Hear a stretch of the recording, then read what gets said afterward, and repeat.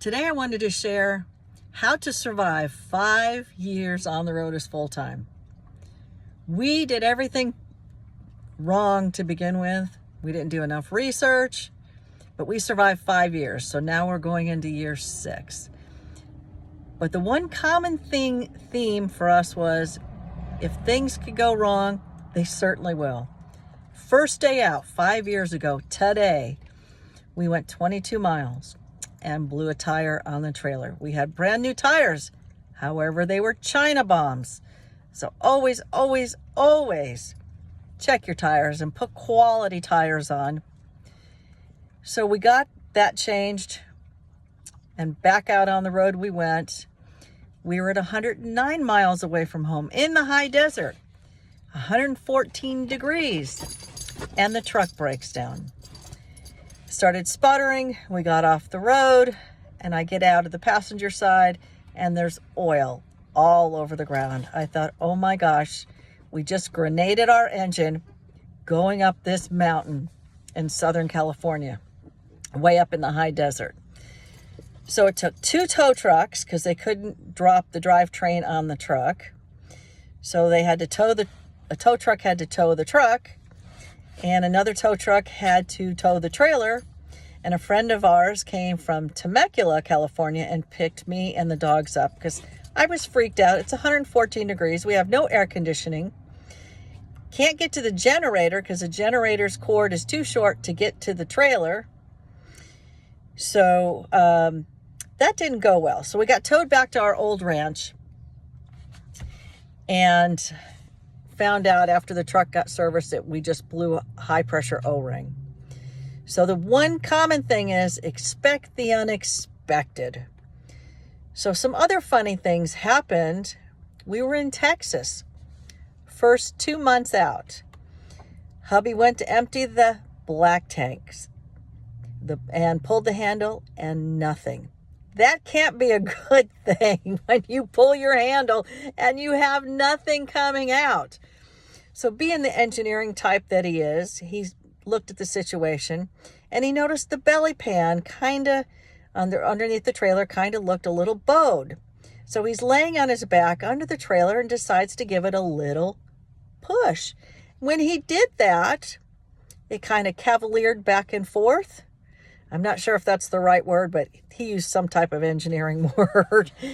And it sloshed, pulled the fasteners out, and proceeded to dump the contents of the black tank, which had cracked, into the underbelly on top of him. And I don't care if it's your own, it's still disgusting. Of course, this is all going on unbeknownst to me. So I'm in the RV, and the next thing I see is my husband coming into the RV in his underwear. I go, what are you doing? You are outside in your underwear? And he kind of moved me aside and jumped in the shower. After he got out of the shower, he told me what happened. So he had hosed it all down, bleached it all down. And of course, the neighbor had come out and said, you got a problem with your black tank? Which was kind of obvious at that point. So you have to expect the unexpected. And one thing that we always see is what we call meerkats. The meerkats are people who have nothing better to do than to watch you back into your sight. And they all stand around and they critique you from afar. Don't always offer to help, but critique you on backing in. So it's just a few things that have happened to us over the years that makes us laugh. But the black tank incident, that was pretty disgusting. Poor husband. And our oldest son, who happens to be a doctor, told his dad, he said, well, the worst thing you might get is conjunctivitis. Have you had a tetanus shot, Pops? So thank God nothing happened. We were able to get the black tank repaired. Oh, and at the same RV park, we got a flat tire on the 5th wheel again. So we called I think it was Auto Club, to come out and change our tire because we're getting ready to go back out on the road from visiting with our son and his family in Texas. RV guy, or the auto club, comes out. The tow truck driver changes our tire.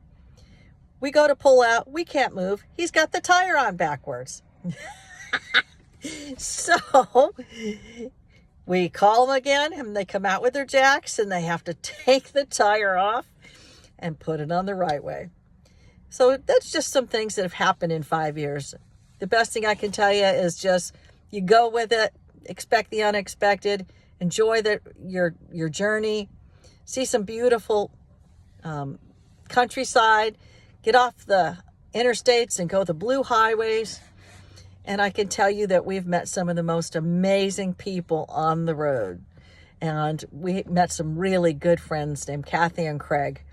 And we met them standing at a dumpster in South Dakota. So every chance we get, we try and hook up with them to see them because they're wonderful people. And you'll meet some great people. Again, sometimes you'll meet some not so nice people in RV parks and campgrounds. But you just go with it. You just be kind, you be nice, and you just move on. Maybe they're having a bad day. You know, sometimes it's called the garbage truck theory. They want to dump on you and then move on. Well, I don't let people dump on me, and I always wish them to have a good day. And I move on because life is too short to let petty things get in the way of bothering you. But for 5 years, full time, wouldn't change a thing. Love being on the road, and there's so much more of America that we want to see. But I will share some more funny stories down the road. And one of these days I will get hubby on camera because he's really funny and he's a great storyteller. And with that, I want to say thanks for following along. Thanks for supporting us for 5 years and following our journeys. And we'll see you on the next go around. If you like our videos, please hit the like and subscribe. Hit the bell notification. And as always, leave it better than you found it. And God bless. Oh, and the kids are right here in the back seat, in their seatbelts, with the exception of Samuel. Sam. There he is in the front seat because we're parked at Walmart doing shopping in Bennington, Vermont. So God bless. See you on the next go round.